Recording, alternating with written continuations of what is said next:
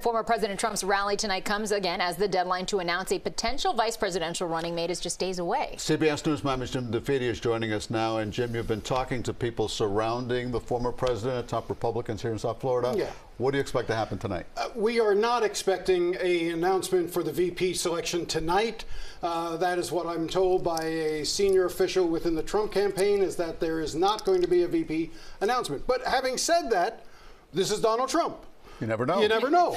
You know, he could go off script, as he is wont to do from time to time. But the general consensus is that we are not expecting an announcement tonight. We do know that he needs to make the announcement before the Republican National Convention begins on Tuesday, which means he needs to make it by Monday morning. I think there's a sort of a time element there. And we know that he has a rally in Pennsylvania on Monday. So again, if we want to read tea leaves, the state next to Pennsylvania is Ohio, and that might suggest J.D. Vance. But again, those are all the sort of tea leaves that people tend to read. We'll know soon enough who he picks. All right. Of course, we were just hearing there from Senator Marco Rubio. He has been on the short list of potential VP picks. What would be the advantages of putting Rubio on the ticket? So there's a couple of things that I think work in Marco Rubio's favor. First off is that you have someone who can help with the Hispanic vote. I think the Trump campaign has identified the Hispanic vote as being critical. Having Marco Rubio be there for that would be a key.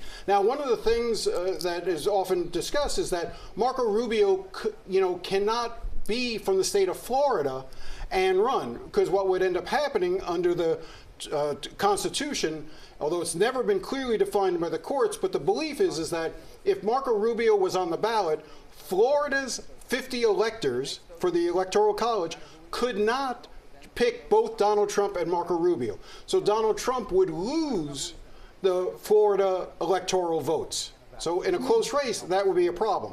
The solution around that is for Marco Rubio to give up his residency in Florida and go somewhere else. Where could he go? Well, Marco Rubio spent a chunk of his life in Nevada. He did. His family both worked in the service industry, in the hotel hospitality industry for a time when he was a child. He lived there, I think, 6 or 8 years.